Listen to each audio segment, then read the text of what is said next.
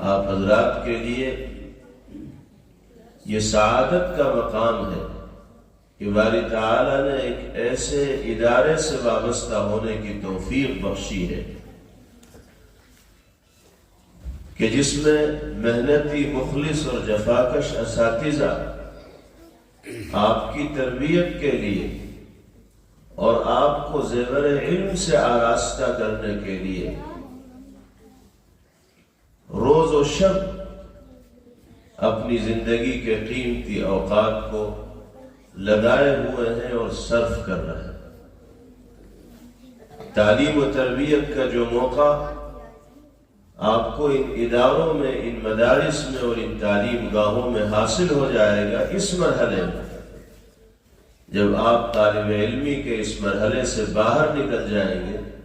تو چاہنے کے باوجود بھی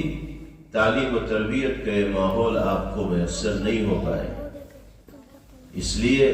ہم اپنے عزیز طلبہ سے یہ گزارش کرتے ہیں کہ وہ طلب علم کے اس زمانے کے ایک ایک لمحے کی قدر کرنے والے بنے، اور جن مقاصد کے لیے، جس عظیم ہدف کو حاصل کرنے کے لیے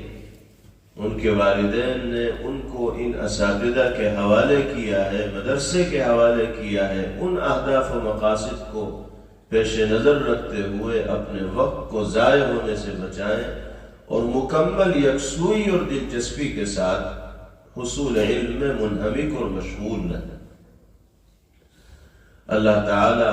ہمارے تمام عزیز طلباء کو ہر طرح کی علمی اور عملی ترقیات سے مالا مال فرمائے، دین کا بہترین خادم، داعی، مبلغ اور ناشر بنائے،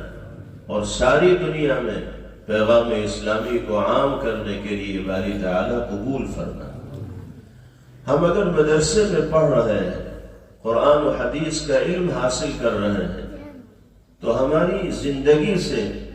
اسلامی تعلیمات رونما ہونی چاہیے، ظاہر ہونی چاہیے، نمایاں ہونی چاہیے۔ ہم سماج میں، معاشرے میں لوگوں کے درمیان جائیں تو ہمارا برتاؤ، ہمارا کردار، ہماری زبان، ہمارا انداز، ہماری گفتگو، ہمارا ہر عمل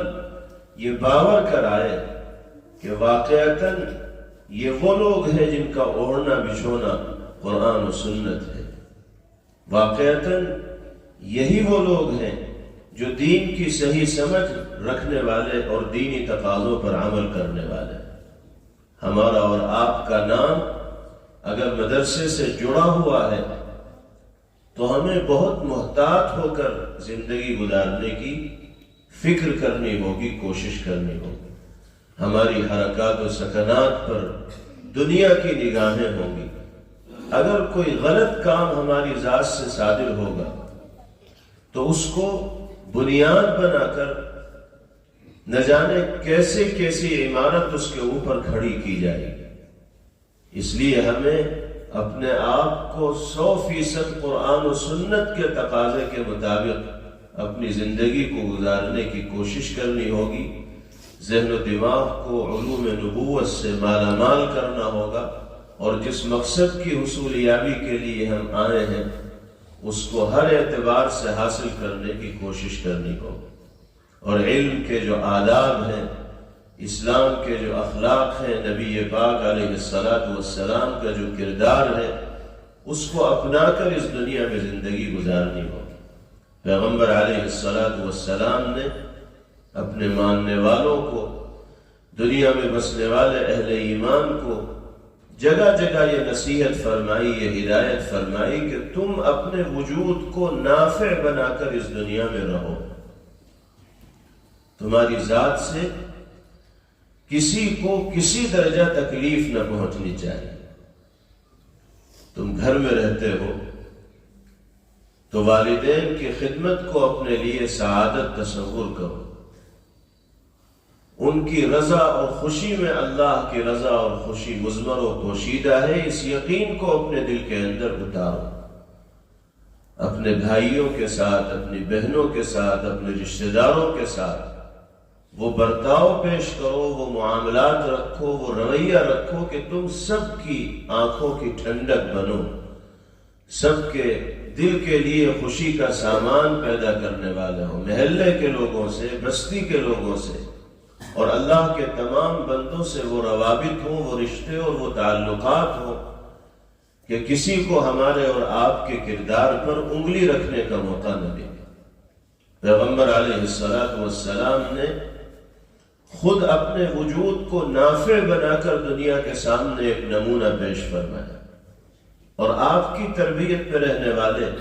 صحابہ کرام رضوان اللہ تعالی علیہم اجمعین میں سے ہر فرد نے اپنے وجود کو اس درجہ نافع بنایا کہ آج تک ان کی نافعیت کی مہک سے دنیا منور ہے اور دنیا فیضیاب ہو رہی ہے۔